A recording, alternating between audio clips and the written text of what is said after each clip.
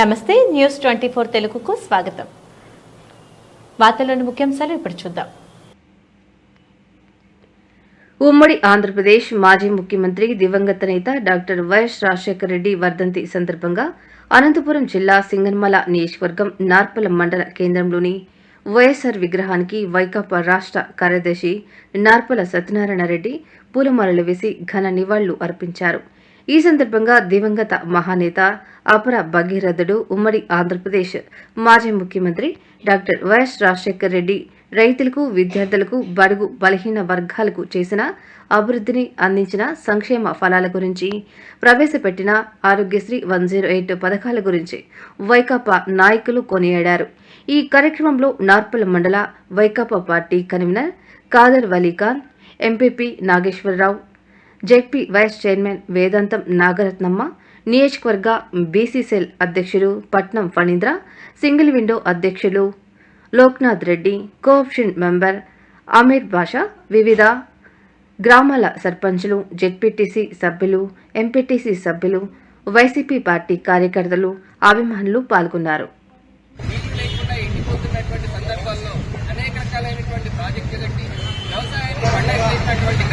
అలాగే ఆంధ్రప్రదేశ్ చేసినటువంటి ఘనత కూడా వైఎస్ రాజశేఖర రెడ్డి గారు. భావితరాలన్నీ కూడా భవిష్యత్తులో ఎప్పుడు కూడా గుర్తుపెట్టుకునేటువంటి ఒక ముఖ్యమంత్రి వైఎస్ రాజశేఖర రెడ్డి గారు. ఈ సందర్భంగా నాకు ఈ అవకాశం ఇచ్చినట్టు మీ అందరికీ ఈరోజు డాక్టర్ రాజశేఖర రెడ్డి వర్ధంతి సందర్భంగా ఇక్కడ వచ్చిన నాయకులకి, ముఖ్యంగా మా మామ గారికి, కాదరన్న గారికి అందరికీ ప్రత్యేక ధన్యవాదాలు.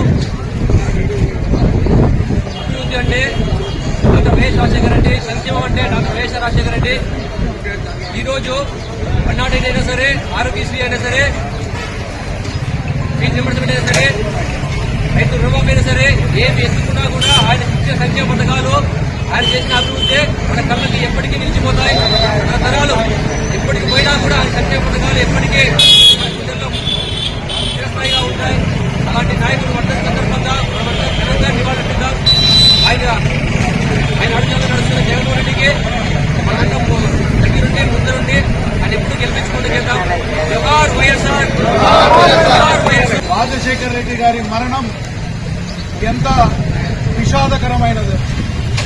డాక్టర్ రాజశేఖర రెడ్డి గారు మన నుంచి భౌతికంగా 16 సంవత్సరాల క్రితం వేరైనప్పటికీ ఈ రోజుకి కూడా అతని నామస్మరణ జరగకుండా ఈ రాష్ట్రంలో ఉన్నటువంటి రైతులు కానీ, సంక్షేమ ఫలాలు అందుకుంటున్నటువంటి ప్రజల యొక్కరు ఉండరని మాత్రం వాస్తవం. మనమందరం కూడా సామాన్యమైన కుటుంబాల్లో, గ్రామీణ ప్రాంతాల్లో సామాన్యమైన కుటుంబాల్లో పుట్టినటువంటి మనందరం కూడా ఈరోజు మన పిల్లలు కార్పొరేట్ విద్య, కార్పొరేట్ వైద్యం అందుకుంటున్నారు అంటే కేవలం దానికి ప్రధానమైన కారకుడు డాక్టర్ రాజశేఖర రెడ్డి అన్న విషయాన్ని మనం ఎప్పుడూ గుర్తుంచుకోవాల్సిన అవసరం ఉంది.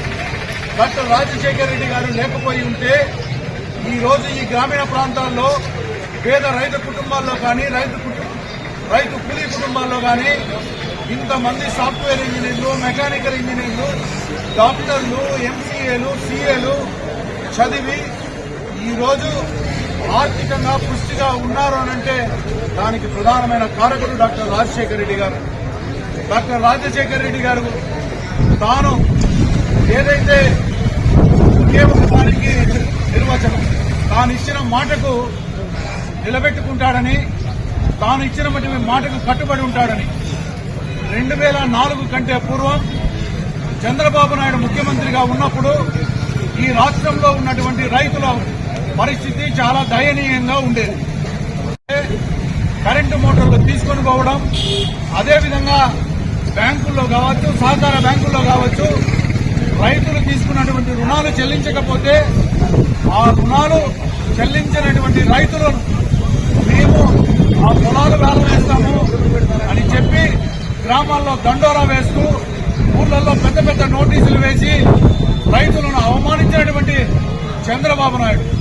అంతే, ఆ కొన్ని కార్యక్రమాలు ఏవైతే చంద్రబాబు నాయుడు చేశాడో ఆ వాటికన్నిటికి వ్యతిరేకంగా మీరు కాంగ్రెస్ పార్టీ అధికారంలోకి వస్తే 2004లో రాజశేఖర రెడ్డి ముఖ్యమంత్రి అయిన తర్వాత తాను పెట్టిన మొదటి సంతకం ఈ రాష్ట్రంలో కరెంటు బిల్లులు చెల్లించాల్సినటువంటి రైతులవి 1250 కోట్ల రూపాయలు ఒకే ఒక సంతకంతో ఆ రోజు రుణమాఫీ చేసి వాళ్ళందరినీ కూడా కరెంటు బిల్లుల నుంచి విముక్తి చేసినటువంటి గొప్ప నాయకుడు రాజశేఖర రెడ్డి కాదు.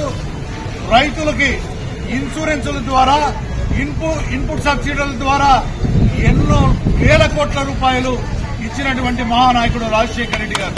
ముఖ్యంగా మన జిల్లాలో కరువు జిల్లాలో వేరుశెనగ పంట ఎండిపోతా ఉంటే మీరెవరూ ఆధారపడవద్దండి.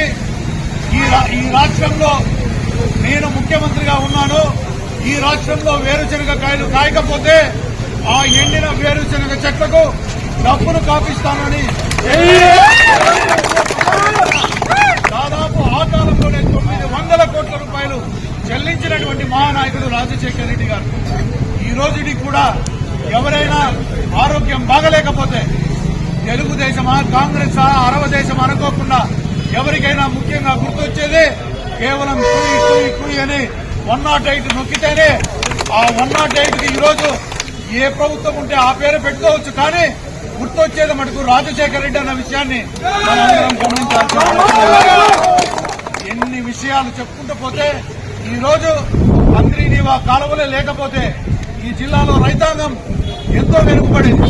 ఈ జిల్లాలో రైతాంగం భూగర్భ జలాలు దెబ్బతిని మన బోర్లన్నీ కూడా ఎండిపోయి డాక్టర్ రాజశేఖర రెడ్డి గారి నేతృత్వంలో చేపట్టినటువంటి జలయజ్ఞం ద్వారానే ఈ రోజు ఈ జిల్లానే కాదు ఈ ఉమ్మడి ఆంధ్రప్రదేశ్ రాష్ట్రంలో ప్రతి గ్రామంలో కూడా తాగే నీళ్లు గాని భూములకు పారేటటువంటి నీరు గాని ఉందనంటే ప్రధానమైన కారకుడు డాక్టర్ రాజశేఖర రెడ్డి గారు.